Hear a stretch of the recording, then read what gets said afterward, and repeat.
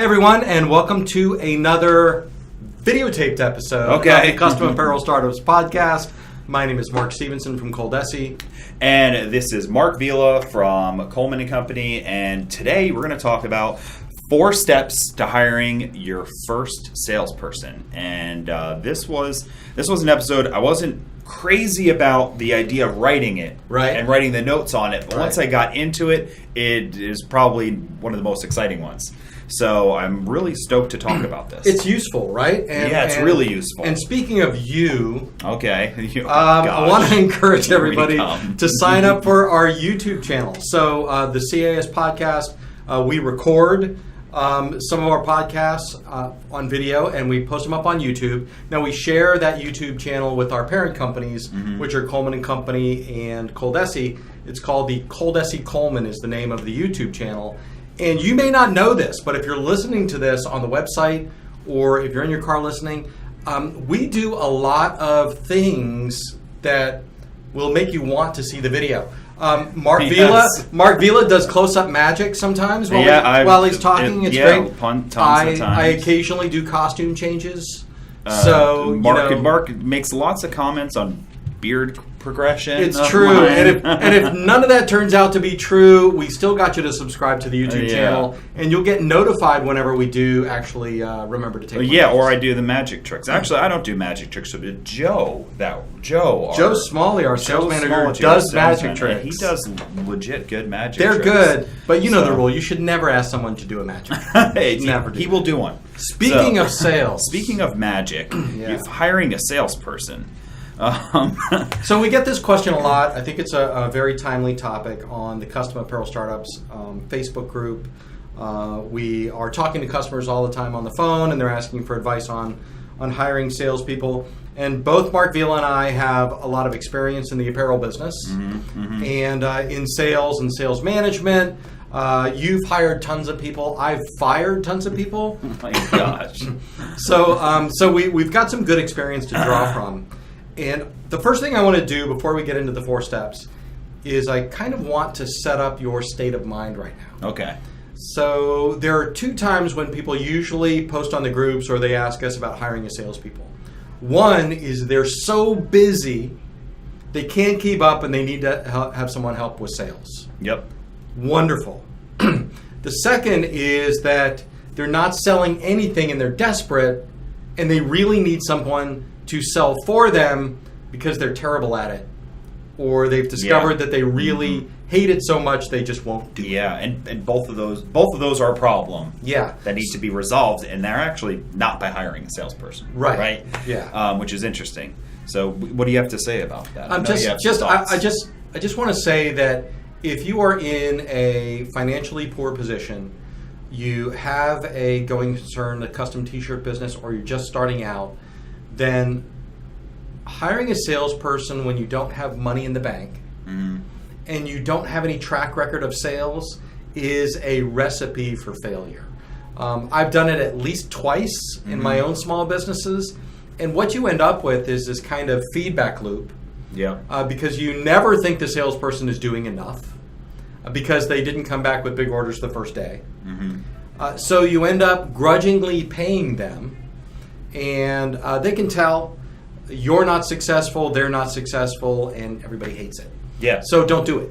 Okay. And you're probably you're definitely not in the mindset to be able to manage a salesperson. Yes. You've got to be somewhat of a salesperson to be able to manage a salesperson, because you've got to know how they think, what to do, how to track them, how to follow what they're doing. So you need to understand these principles. So if we're starting this off where you're financially not in a position to even consider hiring somebody. And we can get into commission only and salaries and all that in a minute.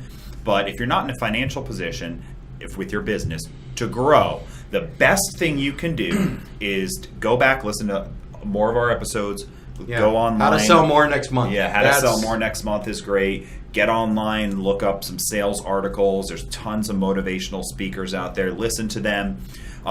every morning wake up and listen to a sales motivational speaker every day. You know, you get yourself into that mindset because you can do it. You don't have to be somebody who's pushy, and that almost doesn't exist. That's a stereotype that rarely exists. True. Most salespeople nowadays, when even going to sell a car, buying a car, all these stereotypical things, most salespeople that you run into are just, is this what you want? Is this what you're looking for? They're consultants, Let me show you really. this. Yeah, it's I mean, very unless you live in the consultative. tri-state area right now. Yeah. And then forget everything Mark Villa just said. Well, so that's the one, and then the other one you said is it's like you're so busy that you should have done it earlier. Is maybe the and that's true. So if you're already in the weeds, when you bring on a salesperson, and we're going to talk about this as well, you know, you have to interact with that. They need managed. Yes. Right? Even if you can find a 100% commission salesperson, they still need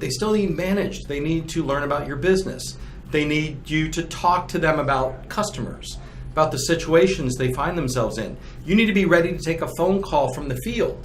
If they're out talking to a big customer, they may have questions. Yeah. They may want to check on dates. You have to be available in a state of mind to focus on developing a salesperson to help you make money. Yeah, and you've got to be in a position also to produce the orders in a timely fashion. Because what happens also is when you're in the weeds, you're not just in the weeds in sales, you're in the weeds in production and booking and banking everywhere. Yeah. You're in the weeds everywhere, especially as a small business owner who wears 5 or 6 or 7 hats. Yeah. So you're in the weeds everywhere. So sometimes the easiest solution on getting out of the weeds is not on a high level thing like let me find a salesperson to help me sell. Right. It's on a lower level thing like let me help you get somebody to fold and box stuff up. Yeah. Let me help to get somebody to deliver orders. You know, these are all things you can outsource easily, hire easily. It's inexpensive, and things like that can help you get out of the weeds rather than just trying to start at the top.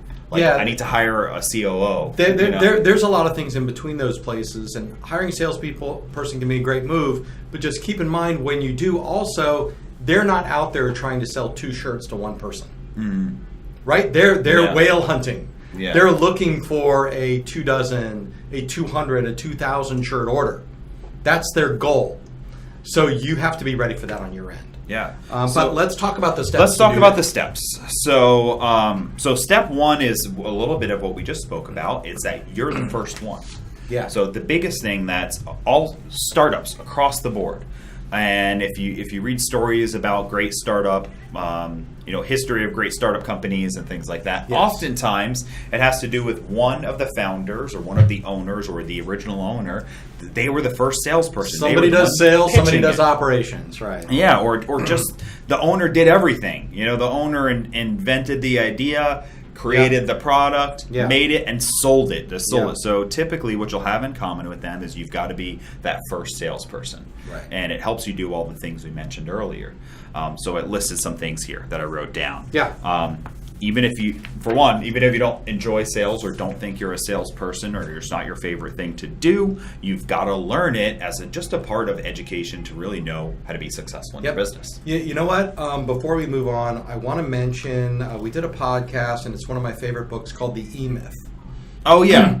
And the idea, one of the big ideas in the E-Myth was even as a one-person business, is that you write a job description for all the different things that you do.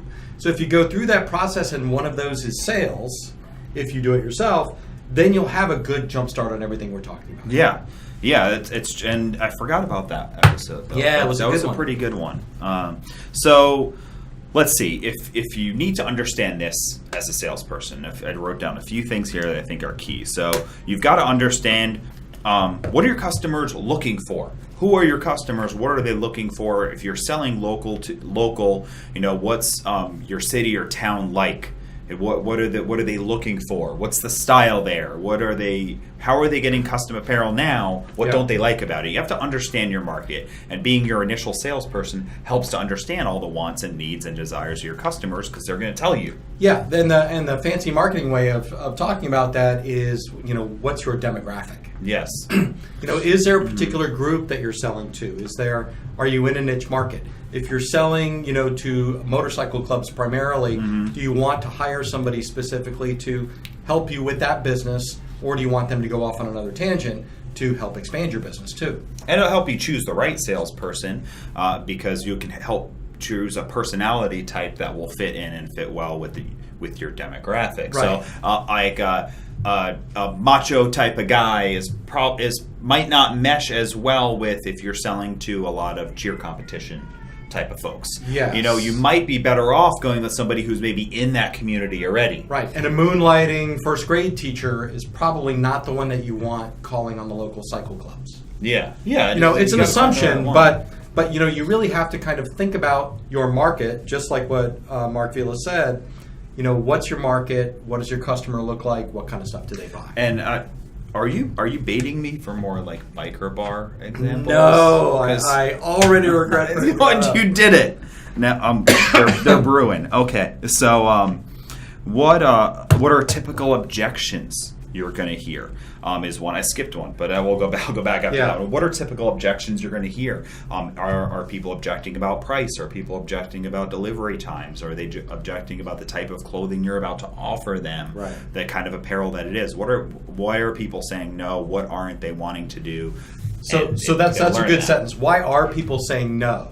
Right? Mm-hmm. And if people are saying no, then you have to help the salesperson understand why they might be doing that. Yeah. No, it's too expensive. No, you don't have the right blanks that you're offering. No, you don't do caps. So as part of a sales training, you can help them overcome those objections and give you more business. And it's also about when you're in the beginning in this startup phase, you also need to adapt a bit of what you do. Yes. So you have an embroidery machine, you decide you're going to do, golf style shirts and you're going to sell them to local businesses, and you found the perfect shirt.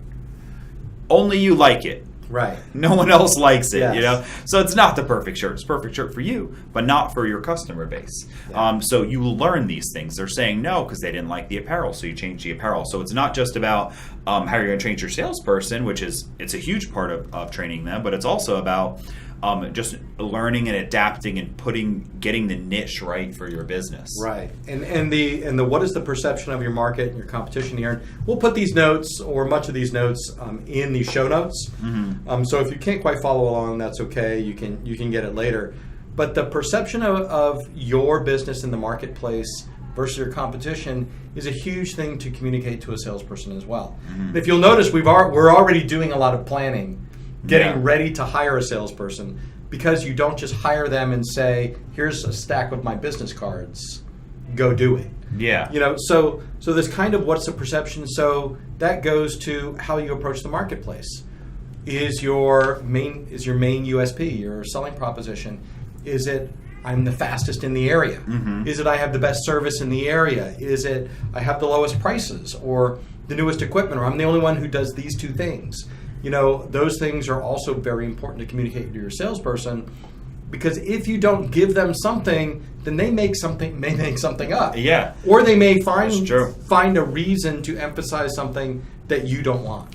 And also, again, about going on from the startup perspective of it, as you're starting your business, you have an initial idea of this is how I'm going to approach the market. This is how they're going to perceive me and my company. Yes. And as you begin to start to do sales, you realize that you might need to shift some of that. Yeah. And so it's part preparing for the future of a salesperson, part adapting your business to what it's going to be, because it's a constantly evolving, changing thing. So in the beginning, you have an idea, and a lot of startup people will tell you, when I started this business, I was going to do this. Yes. A year later, I'm doing this completely different thing, and this will help you along that journey to get to that sweet spot where you're profitable, you've got business, and you're getting yourself to a position where you can hire a salesperson and, like you're mentioning, have the skills to back them up. And I have to warn you in advance, I don't know how long this episode is going to be, because all of a sudden I have a lot to say. So the other thing when you're doing this is to don't just think about a salesperson as someone that's going to sell stuff for you. Because I'm sure Mark will agree, the salespeople are largely what make a company. Mm-hmm. So our sales staff at ColDesi and the sales reps at Coleman and Company, they're the ones that talk to you when you call in. They meet you. They're the face of the company.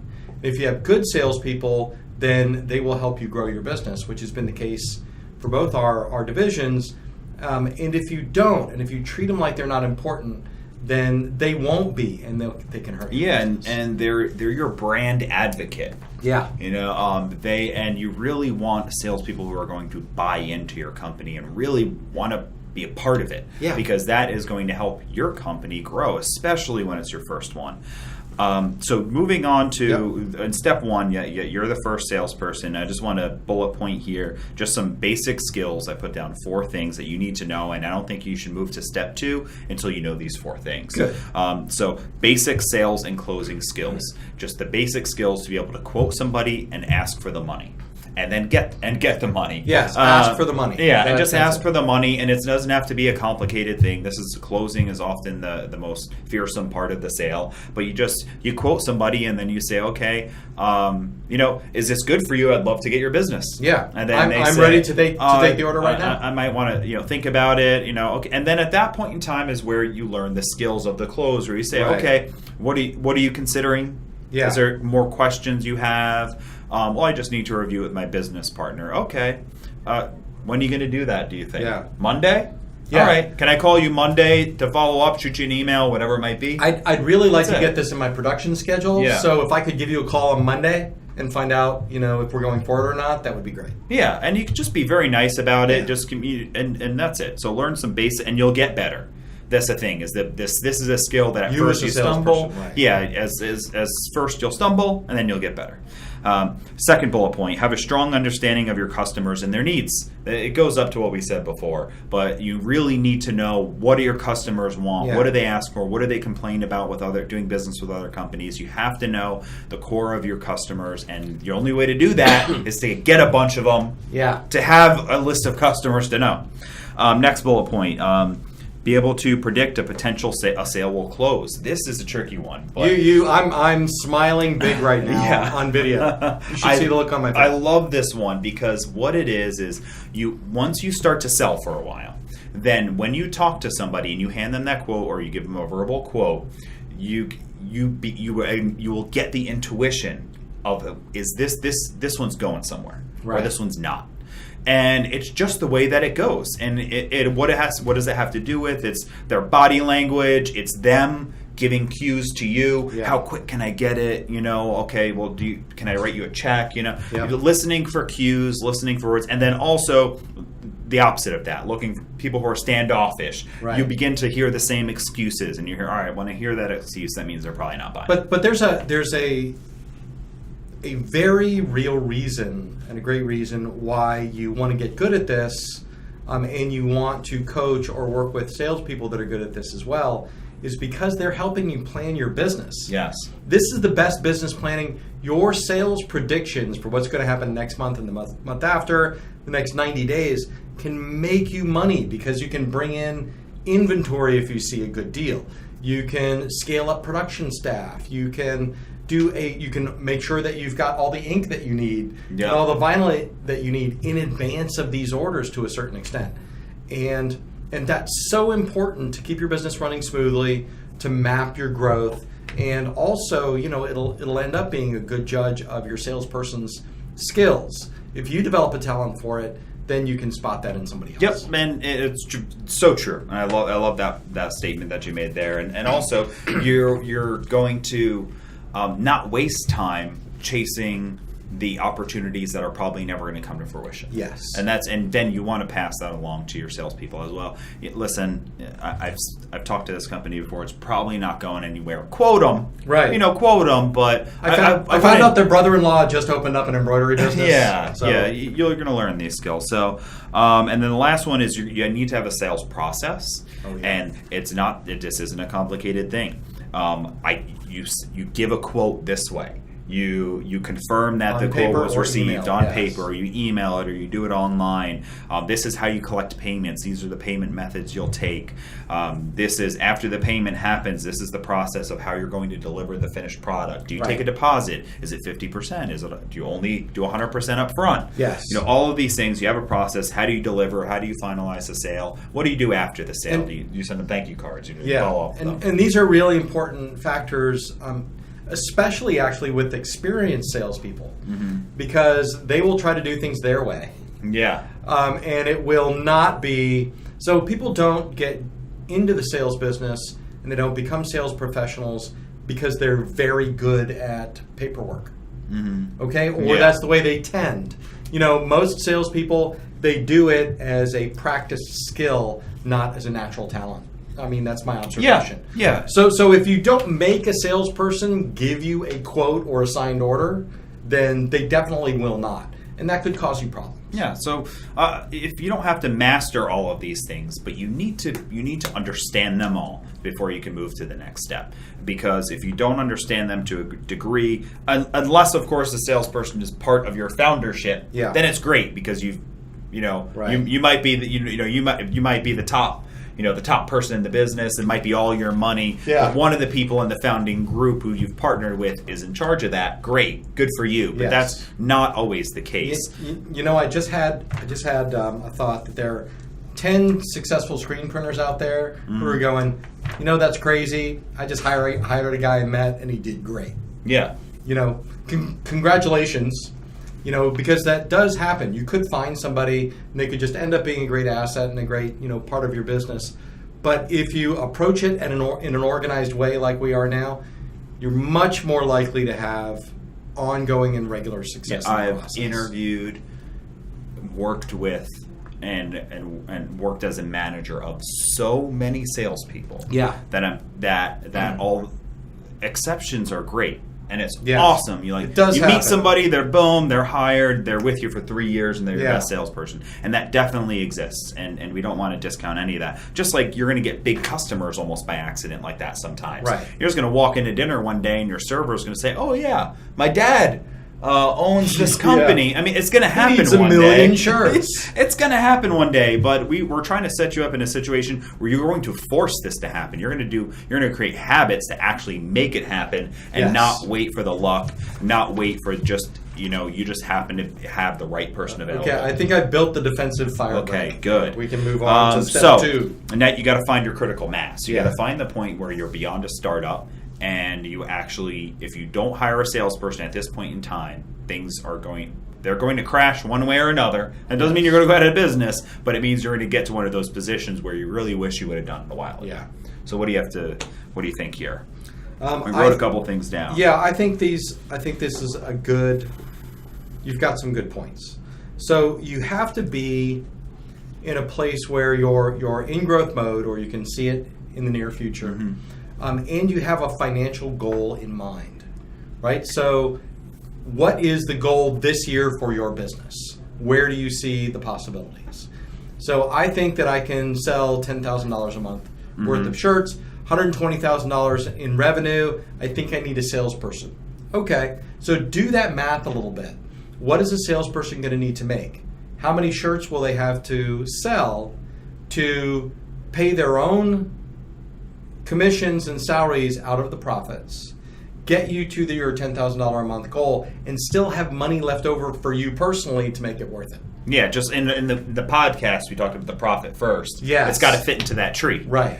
So it has to be profitable. You have to be able to pay them. It has to be worth doing business. No point in hiring a salesperson if it's not and actual money left over. Yeah, money left over, that's yours. So you need to have a financial goal. And the financial goal also could be something you build up to. So I am going to be my own salesperson until I'm reaching about $10,000 every month.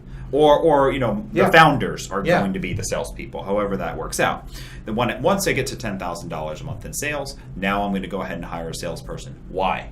Because I put money aside. I can have money to put aside to pay them for a while without pay. Right. Yeah, all that. A second goal is actually a time-based goal. Okay. And this is: are you working so much that you have so many hats on that you are physically unable to grow the business anymore? Yeah. You don't have enough energy to do anything It's else. a classic E-Myth situation. E-Myth, You're full, so you take all of your job descriptions for your various roles and you lay them all out, and you decide that the salesperson hat is the first one, or is the next one in line that you need to take off your plate. Yep. because it's going to be profitable. And it's also going to allow you to focus on these other personal resumes on yourself that you still have to. Yeah, and that you might be better out. at. You know, you might be great with the finances and the bookkeeping. Sales is not your strong point. Learn the sales. Put yourself in a financial position where you're going to be able to hire a salesperson and then move on from that. Yeah, and also if you have big dreams, if you want to be a $1 million company in 3 years, let's say you're doing okay now, you're at $10,000 a month, you want to be a $1 million company, there's no physical way you're going to get there without salespeople of some kind. Yeah. Right? So this is part of your strategy. If your goal is that big, then you've got to work backwards. If you want to be at these revenues, how much can you do? How much do you estimate that a salesperson can do? And how many salespeople will you need? Yeah. You know, always keeping in mind that the first month that a salesperson works for you, if you hire them from scratch, they're probably not going to make you any money at all. Yeah, it's true.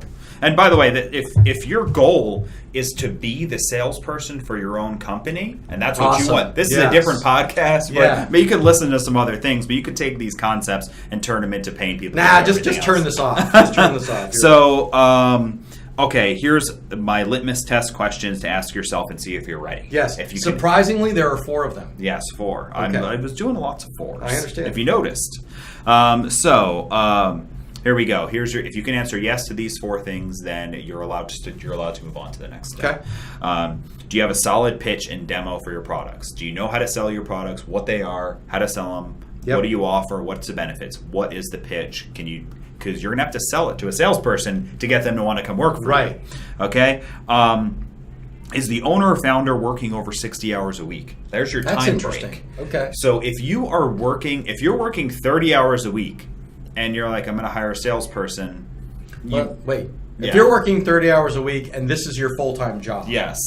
If you're working 30 hours a week and it's after hours, you need to take a weekend off. Yeah. Well, we're different scenarios. Yeah. That can come part into it, but we're talking about if you're full-time in your business now. Okay. Referring to that. Yeah. So if you're full-time in this business and you're working more than 60 hours a week, you're reaching a breaking point where you might not be able to sustain doing this for much longer. Right. This could be a time where hiring the salesperson. Now, if you want to be the salesperson, different scenario, hire him to do something else. But that's a breaking point. So, but you want to be pushing yourself to that limit. So if this is your only business and you're only putting 30 hours into it and you want to make more money, I would say work more hours because you're only working part-time. I concur because even if you are not the best salesperson or you hate it, you can take a day a week or 2 days a week or whatever you're not devoting to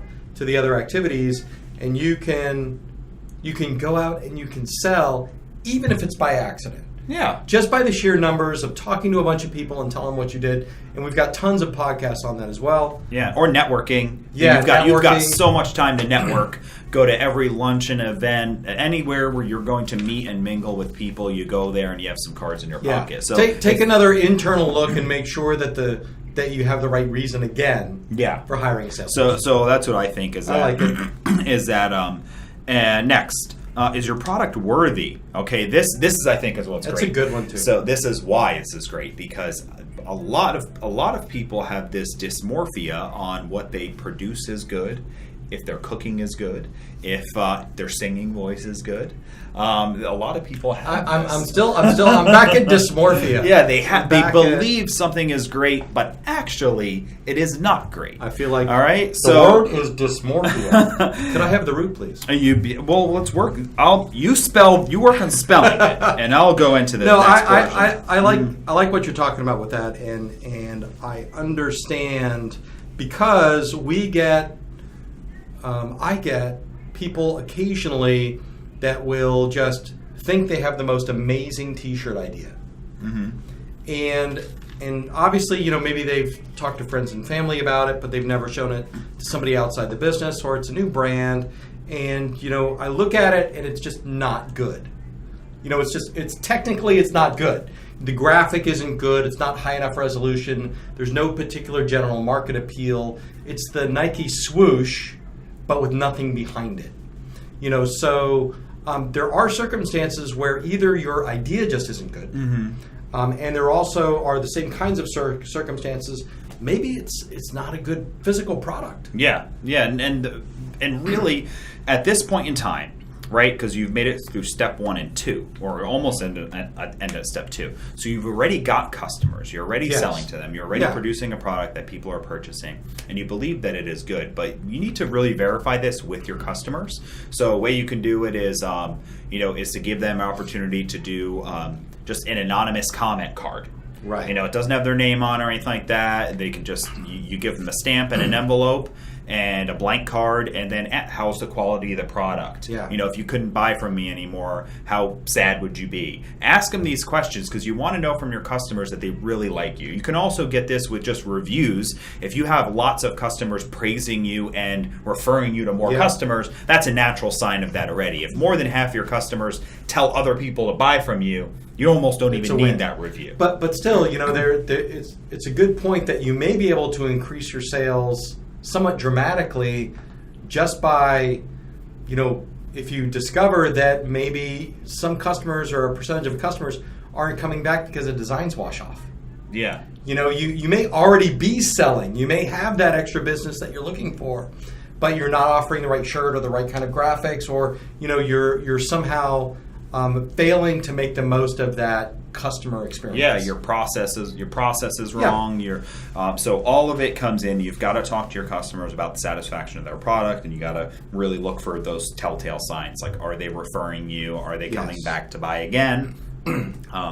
And all of that. So now the next one, fourth one, is can you afford a salary to hire somebody good? Right. Okay, and we can talk about commission only thing. Yes. But for now, if you want to find somebody who's a career-driven person who has a typical thing, they really need the money because they have a family. Yeah. Right? You want a salesperson that's hungry to make money because whatever it is, they've got expensive hobbies, they've got families, they've got life. They want money so they could do all these things. They need it. And it's great if you hire a retired person that doesn't need money.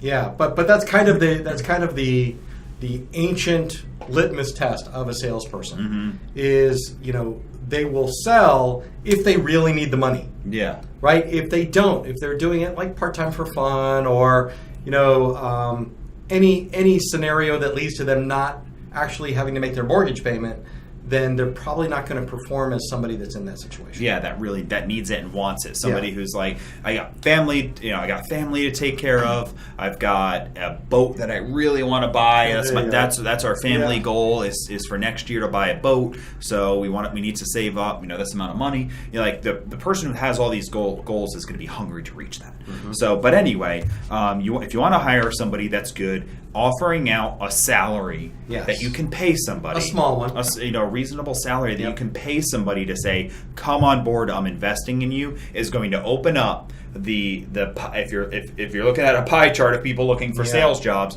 the ones who say I want a commission only job and no guarantee or no base or anything to get going is a sliver. Yeah, it really is. So and honestly, that may not be the best quality salesperson that you're going to hire. And that it's a whole thing, somebody who's there's exceptions to everything, and somebody's going to think of an exception and say, well, great. For the most part, most salespeople would like a job where they get a little bit of a salary, they have opportunity to make commissions, maybe a guarantee for a period of time, and then they're on commission only.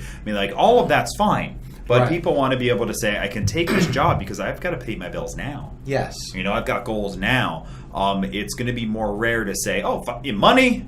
I got that. Yeah. I don't need money for like 6 months. So I'll work for you. Yeah. So I do want to kind of describe something that you mentioned. Okay. And so we're talking about giving someone a salary. Mm-hmm. Okay. So there's an option where you just make that a permanent salary for somebody, just like you hire anybody. Mm-hmm. You pay them $2,000 a month or whatever it is, and that's their job. It's what they get paid. They get paid commission on top of that. Okay, great motivation there. You also have a beginning salary. So maybe it's a certain amount a month for the first 6 months until they build up their book of business, and then they're commission only. That's an option. And there's also a guarantee, which is kind of a split. Mm-hmm. So in other words, you're a commission salesperson, but I'm going to make sure that you make $2,000 a month no matter what. So it's a kind of a comfortable position for a salesperson because they know if they have a slow month, they're going to make X number of dollars, which will keep their lifestyle up.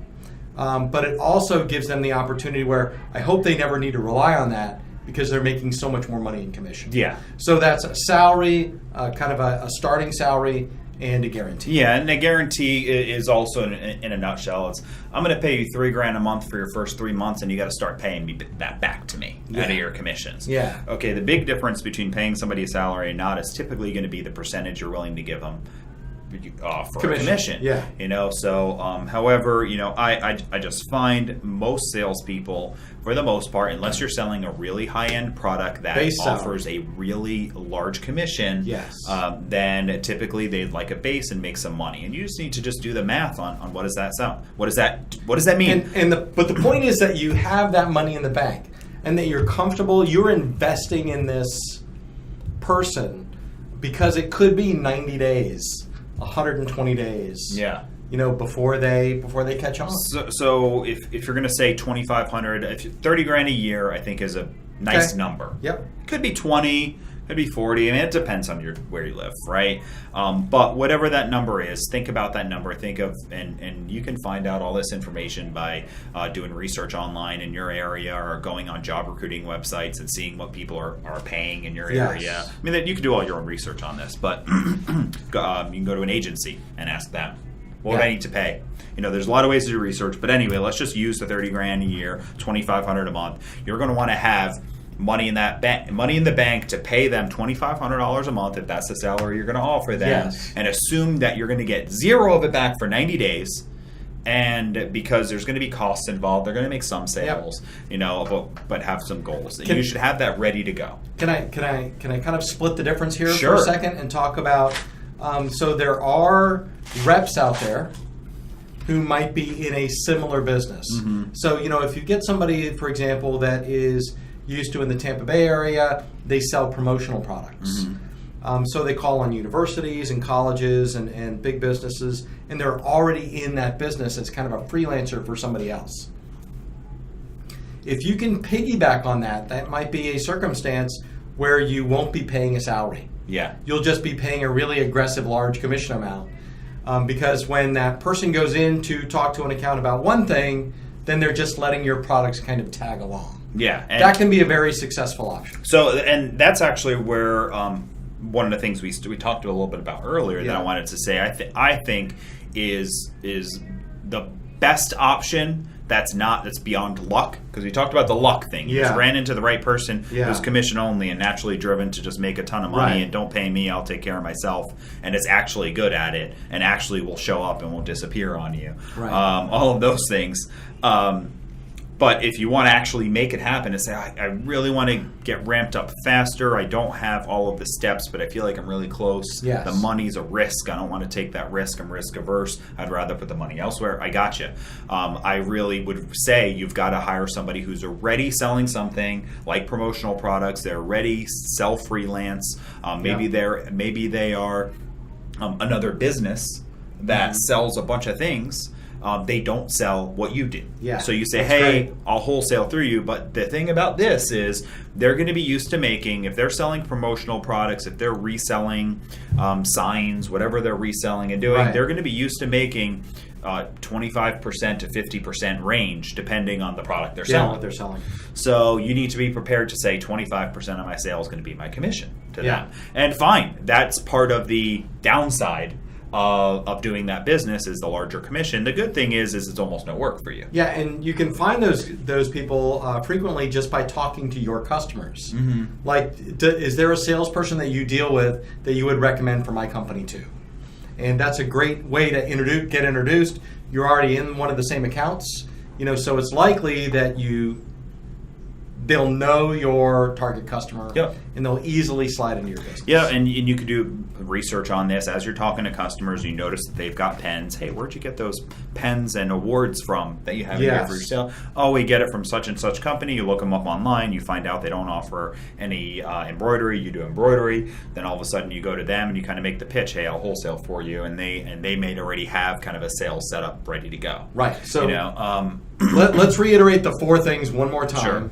before we move on, and that is, do you have a solid pitch or demo for your product? You've got, is the owner or founder working over 60 hours a week? Yeah, are you already busted? Are you already busted? Can you do it really? Are you just being lazy? Is your product worthy? In other words, do you have a good quality product? And you need to find that out from your customers, not from the people that live in your same house. And can you afford a base salary or to pay somebody for 90 to 120 days, as a cushion without them generating revenues for you?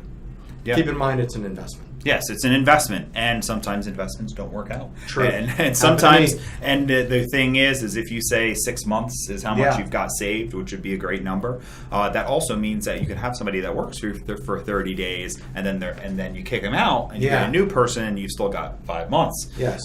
So that's a great thing about that. But if you've answered yes to all of those things, then you're on step 3, which is prepare. All right. So I like this one. Here's a list of everything you have to have before you can hire somebody. Just go right through this. You are not allowed to hire somebody before you have these things. Sales orders and quoting documents, plus the procedures that we mentioned above. A sales process that we mentioned above. You shouldn't have even gotten this far anyway if you don't have the sales process. Honestly, I got to tell you, I don't think ColDesi has 2 of these already. Write it. Have a written down sales process. So have it in writing.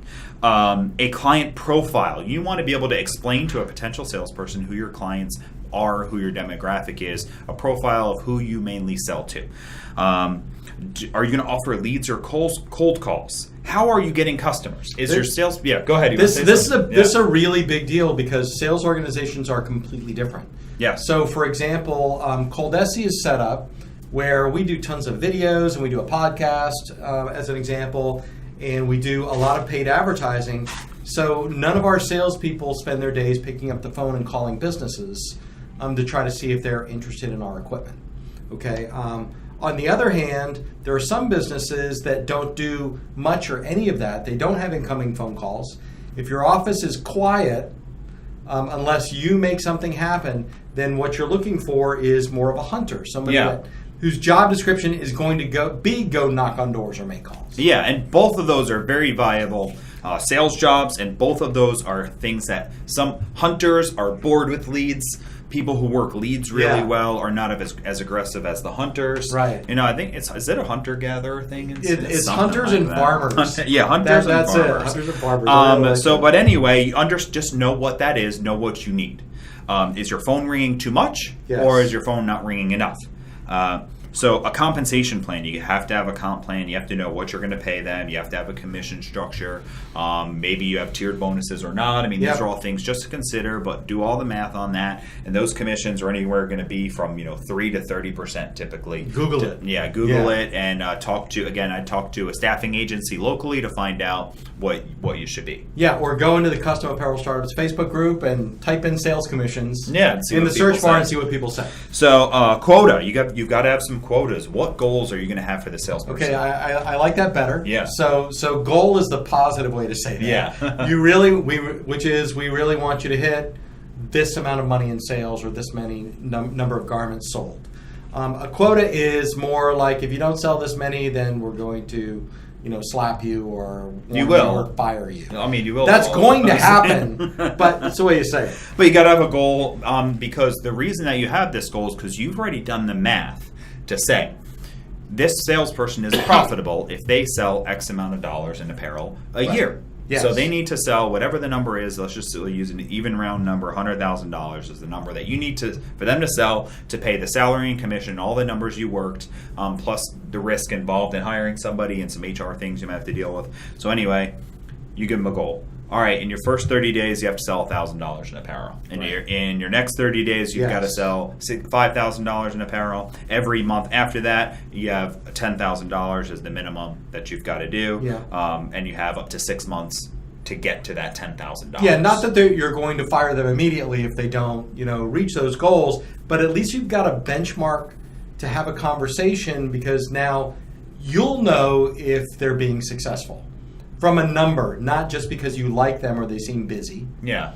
And they'll know that you're not just going to let them sell $1,000 a month worth of stuff and stay on your salary for the whole time. Yep. Yeah, and that's what the guarantee can kind of come Yep. in. You can get a little complicated, but if you don't know a lot about this, research it. If you need some help with that, a staffing agency. The sales tools is a great next point. Sales I would tools. not have thought of that. You got to be well. Obviously, you're not going to have their business cards before you hire them. But Right. you need a business card design. Get ready to order business cards, Yes. brochures, sales quotes, a sample for them to give it out, a sales plan that you're going to tell them about, a CRM. Yeah. You know, we've talked about that in previous, but a piece of software to help them manage all of their leads, all of the people that they're talking to. Yeah.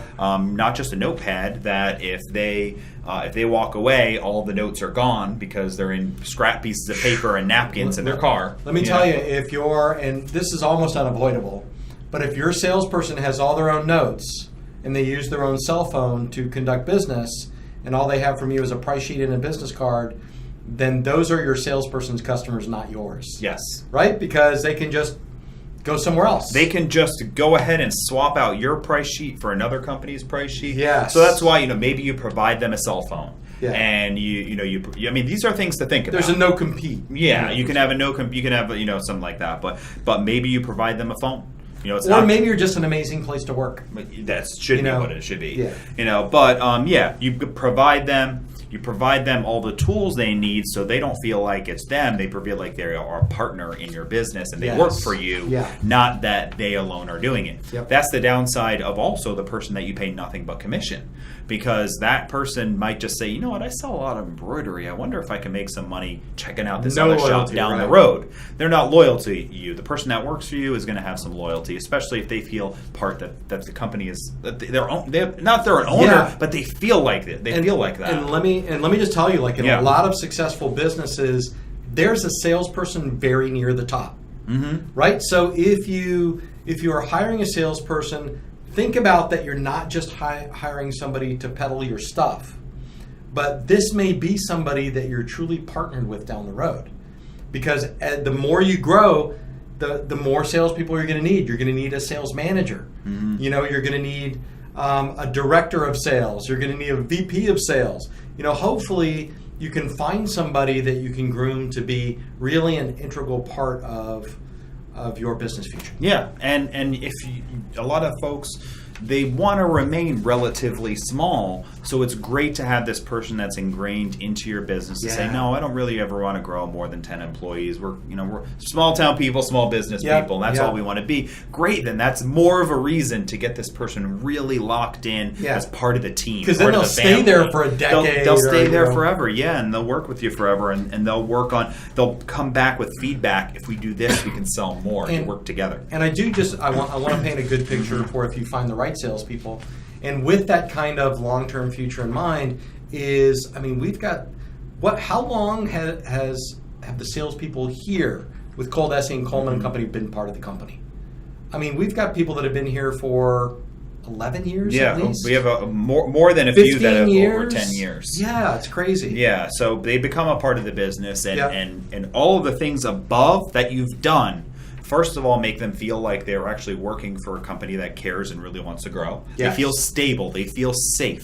It's just Yeah. like, it goes, this is not just about salespeople, it's about humans in general, right? Yeah. If you're dating and you go to meet somebody and they are a hot mess everywhere, Yes. you don't really feel, I don't know if I want to get too involved with this person. Right. And your business looks like that if it's a hot mess too. So when you do step 1 and step 2 and step 3 and you're getting to your salesperson, they look at you like, this lady's got it together. This guy's got it together. They got sales, but like, I know I'm gonna be their first salesperson, but they thought this out. Yeah. And because we're going to get into it, but you've got to sell to that Yeah, salesperson. you're being to work for interviewed you. too. Yeah, Yes, they're going to decide if they're going to work for you too. Step 4. Step Yeah. 4. Now it's time to make the move. You've done Step everything 4. above. So, how are you going to find the right person? Right? Yeah. You got to make the move. How are you going to find the right person? I put here the best thing you could do, especially for your first salesperson, is to try to find a referral. A friend of a friend, a business associate of a business associate, somebody who is in sales, who's done this type of sales. Maybe they're just unhappy where they work. They're looking for something new. They've got a lot of skills. Maybe they're working for a dying industry. Maybe they sell print ads. Locally in your area, and they've been doing it for 20 years. They're great. They know a ton of people. Perfect. The problem is nobody wants to buy print ads. Nobody wants to buy Yellow Pages anymore. Yeah. Right. So you find this person and you give them a new opportunity to sell something, and they can go back to all these people they built a relationship with. So it's great if you can find somebody. Maybe it's not a person who's done this before. Maybe they worked in a completely different industry, but they're a good salesperson and they've they're got the be skills. loyal. They're used to being on the phone or in their car for the day. Yeah. I will say one caveat there is make sure you don't hire somebody that you're just never going to be able to let go. Yes. So if they live in your house, it's a no. Right? Unless it's everybody knows it's temporary. And you could force your kid to do it, right? You could. Okay. I have done that. I've done that. That's why she never called me. That's why she doesn't call you anymore. Well, so try to get a referral. That's such a good way to That's the way find we staff. hire most of our people. We get tons of referrals when it comes to looking for that. A lot of the jobs I've had in my past were from a friend of mine's like, hey, you should work here. It's a cool place. I think most of the people that started at ColDesi went to high school with Scott Coleman. I think, or related in some way, or it's definitely there was a time, but because I'll say this, he's a good business person, absolutely. So he realized that as I'm taking risk in the beginning, I need to hire people that I can trust, and not. The reason I can trust them is because the people I trust a lot trust them. And I will also say that a very large percentage of those people are still here. Yes, and it's because it was a good decision from the beginning. And okay, number 2, phone screening. Yes, before you even number 1. Oh, what? Look at a resume. Oh, no matter who the referral is. So here's the steps. So first, actually, was skipped for a second there. Yeah. So you want to try to get a referral. That's the best thing. But maybe a referral doesn't work out for you. You could try a recruiting agency. You're going to spend money, but it could be just check it out. At least make a phone call. If not, you're going to end up on job boards and job sites posting the job, and you're going to be doing all the legwork yourself. You're going to get 1,000 resumes. And good. Maybe you want to do it that way. Yeah. All of those are viable ways to do it. I just personally would say, for a small business, this is a large risk hiring your first person out, that if you can get a referred person, a trusted friend of a trusted friend, a trusted business associate of a trusted business associate, then you can trust them. So anyway, step 1, get a resume no matter what. No matter what the referral is, always just say, can have that person say. Even if it's a cousin. Yes, get a resume. You know what I mean? Because if they cannot provide you with a resume, or if they say, let me do one real quick and I'll send it to you, then they're probably not really serious about a job. Yeah. Right? If you're looking for a job, if you want to change your circumstance or make more money or relocate, or if you're looking for a new opportunity, you're ready. Yes. And you've got a decent resume there. And you can tell a lot about a person just from their resume, too. Is everything spelled right? Mm-hmm. Did they bother? Is their phone number on it? If a salesperson can't give you a resume that has their contact information, then they're not going to give your customers contact information. And another thing, an interesting thing is if, maybe you're poaching somebody out. Yes, a friend of a friend, and you find out that they really don't like where they work for. Yes. They sell newspaper ads and it's failing for them, and they wish they could find something better. Send me a resume. So, the type it up quick thing. Maybe he doesn't have one ready because he's worked for the same company. However, he's not going to say, let me type it up quick. I'll get that to you. He's going to work on it. I have a sales opportunity here. I'm going to spend an hour or however long it takes to sell myself to this person on a piece of paper. Yes. You want a salesperson that's going to take the time to sell themselves to you before they even talk to you. Right. So it's an important step. Ask for a resume. It will just allow you to see their history, their profile. You can just kind of take a look at who they are. And when you go to have conversations, you'll naturally have some questions to ask them. What did you do when you worked for the telephone company? Yeah, I see you've changed jobs every 8 months for the last 12 years. Okay, yeah. Do you think that there's something about this position that will make you last longer? Step 2, phone screening. You were going to say something about that. I am, because this is a big deal. Your salesperson, whether or not they are on the road or not, knocking on doors, they're going to be spending a lot of time on the phone talking to your customers. You want to make sure that they sound good, that they represent themselves well, that you can understand what they're saying when they're on the phone, and that this is somebody that you would want to talk to. Yep. And you just like them. Yeah. That's my big thing when I am doing a phone interview. Excuse me. I can't get this thing out of my throat all day. But anyway, when I talk to somebody on the phone or interviewing them for a position, the number one thing, it is not fancy, there is no magic touch. Do I actually enjoy talking to this person for this 5 minutes? Yeah. That's the number one question. If the answer is no, then no one's going to enjoy talking to them. Some people are really not very nice to talk to. Yeah. They're unpleasant to talk to for whatever reason it is. And if that's the case, are they going to really be the salesperson that you want? Right. Good. So make that assumption and then think from your customer's perspective. Yeah. Before you do the next step, which is an in-person interview. Yes. Don't waste time with it. Just 5 minutes, 10 minutes on the phone. And here's how I do it. Yep. I'll tell you this is the step. This is what. First, I'm just going to go ahead and I'm just going to tell you really quick what the position is. And then if you want just a basic understanding of what the job is and what it's going to do, and make sure that this is something that's going to work for you. Right. After that, I'm going to, and then you'll agree. How does that sound? Good. Okay, next thing after that, I'm just going to tell you a little bit about me and my company, what I'm looking to do, what my goals are.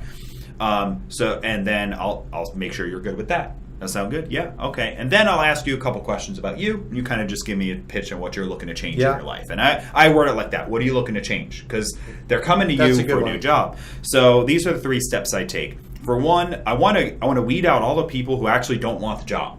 Right. Okay, so what you're going to do is you're going to go around, you're going to be looking for companies that get apparel, blah, blah, blah, blah, blah. Does that sound like a career move you'd want to make? Actually... Okay, no. Good. Just don't waste my time. Yeah. Yes, that sounds great. Okay, good. Let me tell you about this. We're a small business. We've got 3 employees. We have these machines. We blah blah. This is where you sell the company. You are selling your now. And this is your pitch in 2 minutes for them to at the end of that conversation. They want nothing more than to sell themselves to you because they want to work for you. Yeah. This is the anatomy of that phone call. And then the last couple of minutes is tell me what you want to change. Now this is your opportunity to figure out if you like them. Right. 5 minutes. 10 minutes tops. Okay, that's good. So I do it the other way around. Oh yeah, and that's cool too. So what I do is I usually start off with, hey, thanks for applying for the job. I'm looking at your resume, but just go ahead and tell me a little bit about yourself, and why you're looking to make a change. So, and then I will just shut up for a long period of time until they're done talking. Mm-hmm. So, and I'll do that so they'll tell me things that aren't on the resume. And oftentimes when people create a resume, they're putting their best spin on everything that took place. Mm-hmm. But when they're being conversational and they have the opportunity to talk about themselves, you may learn something that would preclude you from offering them the position anyway. Yeah. My dream is to move to Colorado, but I'm going to be here for another 12 months. So, I'm looking for something exciting to do. Yeah. Awesome. Yeah. So, and there's develop your own style. Yeah. I changed to this style because I narrowed my quick pitch, get you off the phone down to like 30 seconds. Yeah. So I don't have to listen to their 9-minute story. I will stipulate that Mr. Vila has been interviewing tons more people than I have. Lately, so it's been a thing. You develop your own style. I'm just telling you, have a little method, 5 minutes. Then you do an in-person interview. Set a meeting. This is really where you want to know. You want to really get to know them, and for one, do you like them? Up still, will your customers like them? Are they going to represent your brand? And here's where you just kind of do the interview stuff. You ask them about their past more. You talk about their future. What else do you have to say? Well, I have to say that there are rules. Sure. Of what you can directly ask people and what you can talk about and decisions that you can make. So you cannot make a hiring decision based on somebody's family status, their religion, their race, their age, their political orientation. So all of those are probably questions that you want to know, but you cannot ask them those things by law. Okay, so you can ask them to, if you want to judge on those things, which I do not support and recommend, but if your situation puts you in a place where you want to judge on those things, then you can say, tell me about yourself. Yeah. Tell me more about yourself. So, I've got 3 kids. They're between the ages of 3 and 3.5. And, I'm a single mom. And, I work nights now, and I want to add this position so I can pick up some more money and find a better life. And that profile may fit your company great. Yeah, and you may really want to get behind that and nurture that person. Yeah, it's not this person's hungry for money. And it may not. Yeah, I mean, this person's hungry for money. They're hungry to make it better. I actually sell to people who are in this position because I deal with a lot of moms. So you got to, but these are all things to consider. But the in-person interview really needs to be all about the person and about you.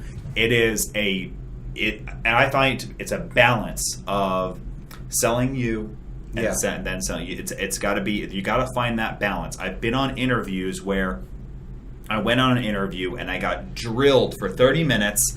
I got no questions answered, and I did not call them back. Yeah, absolutely not. So you don't have to be a dictator of an interview. Right. Interview somebody in a position professionally. Know the rules and laws. Look it up just to make sure you don't violate them. But interview somebody professionally and get to know them. And this should be something that's 30 to 60 minutes. Yeah, and just so you know, like, I really support what you were talking about on the phone, and that is making sure that this is somebody you're going to be able to work with. Yes. Like in person. Because even if they say everything right and the resume looks great and they've got tons of experience, if it doesn't seem like you are going to mesh with this person for any reason at all, then give yourself a break and don't hire them.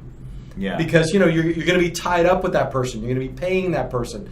You have to have a positive feeling about them. Yes. Right? Yes. And your customers as well. Yeah. Because you've done step 1 and 2. Yes. You know your customers, you know your customer profile, you know your sales pitch, your plan, all of that, and this person needs to fit within that. So next, references. Yeah. Get personal and business, both references, and actually call them. Right. The references are often not called. I think that you should do this. Now, if this is your 20th salesperson, are you going to dig all deep and call all the references? And I don't know. Maybe yes, maybe no. But your first salesperson, and this is a cold person you've never met before. Yeah. And they put, I worked for that company for a couple of years. It was great. Why'd you leave? You're not sure of the answer. What would that person have to say about it? Oh, they'd say it was a great salesperson. Okay. Can you have a reference for there? Right. And then look for warning signs immediately. Their supervisor isn't their reference. Yeah. Interesting. Yeah. Okay. Why? Right. So ask, maybe, he passed away. Oh, okay. Okay. Good reason. We didn't see eye to eye. Oh, yeah. All right then. And, these are things to consider. And it's really telling if someone can't give you a personal reference, because they obviously they either don't want anybody to know that they're looking for a job, or the people that they do know are not going to say good things about them. Yes, there are plenty of people who are terrible. And I will say that, and it's kind of classic now, is that one reference could be somebody's Facebook profile. Oh yeah, it really could be. Sure, and also on all of this stuff, disclaimer: I am not of legal counsel to tell you the right and wrong way to do any of these things. You should check with your state laws and make sure that these steps are good and fine with how your state operates in interviewing. Yes. And this is another thing, a good reason to go back. And I mentioned a few times already, it's a great talk with a staffing firm. They can help to inform you of these things possibly. So anyway, all of that. These are just basic steps that are often done in business. Yeah. I didn't make all of this stuff up. This is stuff I've researched, and before I wrote it down, there I researched it again. There are at least 2 things that you made up. And this part, that whole call references thing, nobody really does that. Call references, background check. Yeah. So a consensual background check is a thing. Again, laws, look up companies that do background checks. They usually have consent forms. I'm pretty sure it's legal everywhere, but check where you live. Yeah. And the background check's going to tell you a lot about this person. It does. It does cost a few bucks. I can't remember what the prices are, but it does cost. I did a little bit of research. I saw from 100 to 300. Okay. I don't know what the difference is and why, but so here are a couple things that you might find out in a background check that they didn't check the box for a felony conviction. Mm-hmm. These are things that I've had examples of in my own hiring. We had we found out one person that we were about to hire had a lien against his check from Health and Human Services. So, and that may be okay. You may want to overlook that, but it's a regulatory burden on you that the company that I was working for would have to administer that every month. They don't get their whole paycheck. You send part of their paycheck here and part of their paycheck to them. And if it's your first salespeople, that's a lot. Okay, and you could find out that the things on his resume were not, or her resume were not true. They didn't really have a degree from that university. They didn't. They don't really live at that address. Yeah. They don't have a driver's license. They didn't mention that they lived in Kansas for 5 years. Right. Anywhere. And it was Leavenworth. But they put that they worked here. Yeah. And so you get so it can lead to questions. You should do it. Yeah, and sometimes it's fine. Yeah. It can also lead to just finding out if the person is actually was a bad enough person to do really bad things. Yeah. And then if you want to be the person who takes the risk on that they are now a reformed person. Yeah, it's a decision. It's a decision you get to make. And I'm not saying one is good or not good, and you should. But you should know. You should know. Okay. And it'll open up all the things. Do they have aliases? Did they have an alias in another name in another state? And where they actually stole $100,000 from the small business owner that they had. That's a risk. Yeah. I mean, just a little bit. Just a little bit. Okay, now we're at the good stuff. Yeah. Make me an offer. Make an offer. So you talk to them, they pass the background check, and first offer, this is your contract. Right? I mean, this is the real deal. It may be in the form of an offer letter. Yeah. But it is a contract between the two parties. Yeah, I mean, basically, what it and in the form of how it's a contract, it's saying you are going to work this many hours, and this is going to be your job description in writing, and I am going to give you this much money in exchange for that work. Yes, basically, right? And you can also include other things, expectations, all of that, what you might be providing. Maybe you do provide a company phone. A cell phone. It's not that much money, right? Like $10 a month. You can add another line, and now you control all their phone calls. You can see who they're calling all day. Stuff like that. But anyway, make an offer. And in this offer, now this is where step one really helps you out, because step one.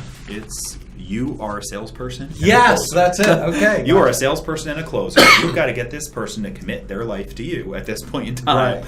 Right. And you want to make them excited about it and believe and trust in you. So this is your closing.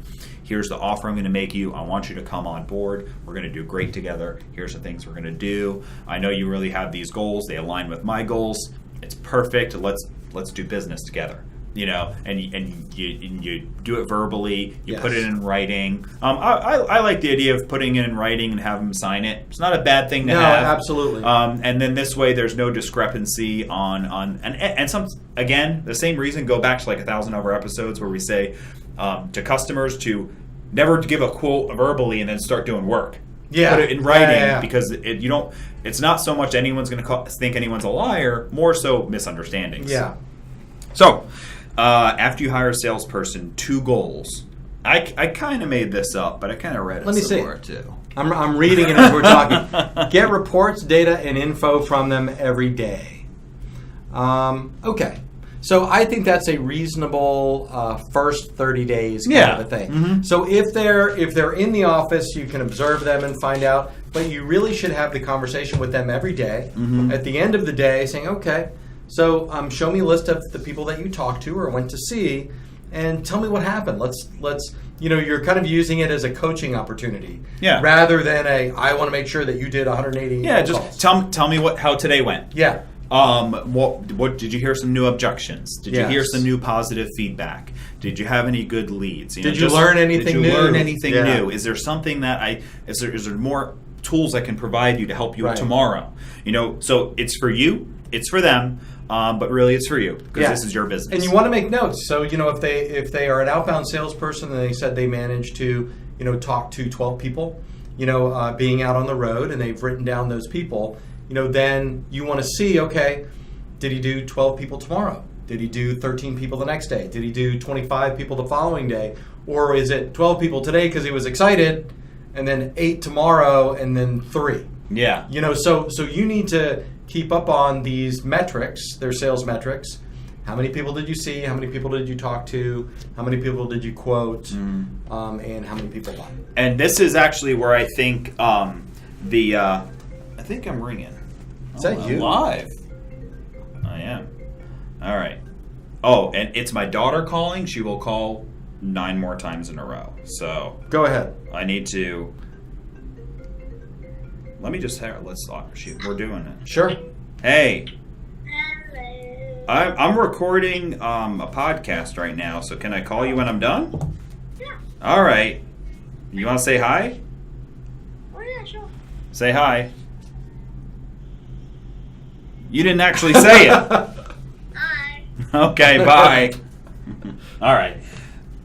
That's what will happen. Is that I missed the call. No, I get it. She's young, so she would just get it. boom, boom, boom. We could edit that out or not. She would make a great salesperson. She would. She There would you be go. nonstop. One of the call. characteristics. So anyway, get reports and data. I wanted to say something really important on Yes. this. This is the CRM portion. I think is awesome because it'll give you the metrics. What does CRM stand for? CRM, customer relationship management. It's a Okay. software. It's not one software. There's 1,000 There's of a bunch, them. yeah. And they're all very, very inexpensive compared to the money you're going to invest in a salesperson. This is pennies. Yes. Some of them are free for your first 3 employees. You know, Yeah. I mean, there's all types of stuff like that, or free up to 1,000 contacts. Right. And so what you do is you set up a CRM. Just Google it. Find a bunch. Find one that watch their videos. Find the one that feels good for you. Definitely have a mobile app. And what you do is if they're an outside salesperson and they're outside knocking on doors and calling people, what you do is you have them input business names into the CRM. Yep. So they go, they hit a little shopping plaza, they grab some business cards, they talk to some people, and then they get in their car or they sit Yep. down and they go to their CRM. They type, visited this insurance office. The guy said, yes, we order custom apparel every year, but they just ordered some. Yep. Follow up in 6 months. Right. And they make these notes, and this takes time, but they're building this database, Yes. and they get to do some simple things like mark follow-ups, mark a phone call, put notes from a conversation. Yep. For one, Mark a it good all. salesperson is going to ask if you have that. Yeah. And if you say no, that is a check mark on it's a bad check Against, mark. yeah, that's Okay, it's an against check mark. So have something like that, very, very simple. And we've talked about it in previous podcasts. If you're doing step 1 in this, being the salesperson, Yeah. and you're watching watching our older podcasts, we've mentioned doing that even if you're doing it by yourself. Yeah, and we both at ColDesi and Coleman and Company, we use a CRM pretty deeply. Yeah. And, from a marketing perspective, I look every week, I look and do my own reporting on how much money we're spending on marketing. I can look in the CRM and see how many incoming calls and leads that we got. I can look to see how many we got from pay-per-click advertising, how many from salespeople, and I can look to see how many of those people that we've that we've actually contacted. So people fill out an information request, and our salespeople picks up the phone or sends an email. We can tell if they've responded. Yeah. So these are all metrics, so we can judge the salesperson on how well they're doing. And we can also judge the marketing and make sure we're finding the right people. And what's CRM. This is what's cool about a CRM too, is if you start it in step 1 when you're the salesperson and you start it in the beginning, Yes. and you're actually just going out there calling, entering customer information, you're kind of building up the CRM and the information, and maybe you've hit a few hundred businesses or however many you've hit over the course of time when you were the only salesperson, and you've got all that information in the database. It's a selling point to a salesperson to say, actually, so I use this CRM. And I've actually got 500 businesses that I visited over the past year in there. There's tons of notes on all of them. I've got some follow-ups and potentials I haven't even been able to keep up on. Yeah. I've had people that I should have followed up with 2 months ago. I Go didn't. get 'em. I didn't. So you can start there. Yeah. And so it's a it's a selling point for you, and it will help you. It'll help you build that book of business faster in the beginning to get to step 2 and 3. So that's. I like the number 2. reporting and I info. like number 2. Yeah. I wouldn't have thought of that. So immediately start preparing for your second salesperson. That should be the next goal. There should be no other goals with your business besides getting a second salesperson. Not buying a new machine. Not. What? Yeah, I'm known, but because the thing is, and this is a long-term investment. Yeah, true. It's a long-term investment. As soon as you get that, like you want, because then you're going to buy, because you should already, well, first of all, let me back up a second. You should already have enough equipment to be able to have a salesperson working for you, okay? So you bought that equipment already, and if you don't have enough equipment to hold up a salesperson selling for you, you're going to fail. We didn't talk about that. But anyway, it's not about all these other things. It's actually about having competition in your sales force. So now you actually have a sales force. You've got 2 people selling for you. And it's also about, in case you lose the first salesperson, they quit or you have to fire them or whatever. You haven't lost your whole sales force. Right. So immediately you hire a salesperson, and your next goal is to get salesperson number 2 and follow all the other steps. How much money do I have to have this salesperson making? As soon as they get up to $10,000 a month, I'm going to hire number 2. Yeah, and even if you don't hire them right away, you're in that process. So you probably didn't find salesperson number 1 in 10 days. Yeah. It probably took you a little bit. So as that salesperson comes on and you're training them and they're starting to go out into the world and try to sell for you, they may fail. So you're already looking and identifying contacts for another salesperson to slip into the spot if they do. And if they're very successful, then you've already got somebody coming behind them to duplicate that success, take the business to the next level. Yeah, so I like it. The recommendation I would make is, because it's so immediate, and that's why I said there's nothing else, because it's immediate. You hire a salesperson and you dedicate a little bit of time to kind of maybe leave the job posting up. You start reviewing some more resumes. Maybe you do a few more little phone interviews. Yes. And you're just kind of feeling the waters out. Just kind of, you're getting used to it. You're getting better at it. Okay. In the meantime, you're training your new salesperson, and then 2 things will happen. Either they're are going to succeed and you'll keep them going, and now you're kind of interviewing, and maybe you pause. Maybe because you need to get to a goal, maybe. So 30 days out, you're like, okay, I'm paused a bit. I'm going to wait I'm not going to hire somebody for 4 more months. That's going to be my goal, whatever it is.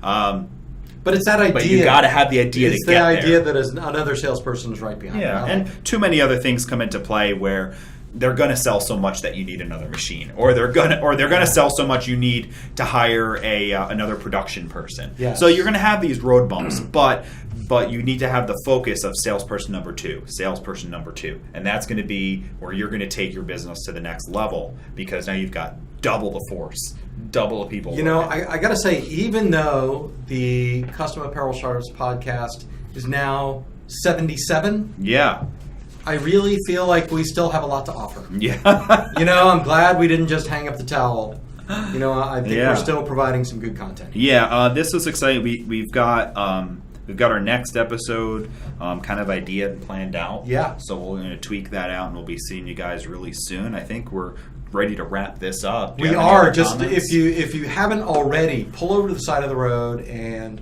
follow us on YouTube. Subscribe to the YouTube channel. We really, that way, if we do a video recording, you get to see Mark Vila do close-up magic and my costume changes, and then and you'll be notified when the next video comes out. Yes, and I'll say, we have people that listen to the podcast regularly and give great comments online, or they message us directly, or whatever it might be. But if you really like listening to this and you like the content that we provide, the biggest thing that you can do for us and for this and for the podcast, the biggest thing you can actually do is be loyal customers of ours. I mean, that's a huge help. That would be my favorite thing. Buy something, for God's sake. That would be my favorite thing. However, fair enough. What you can really do for us is share this on Facebook, share videos on Facebook, go on to iTunes or YouTube and rate us. Do a review. Go on to Facebook, do a 5-star review.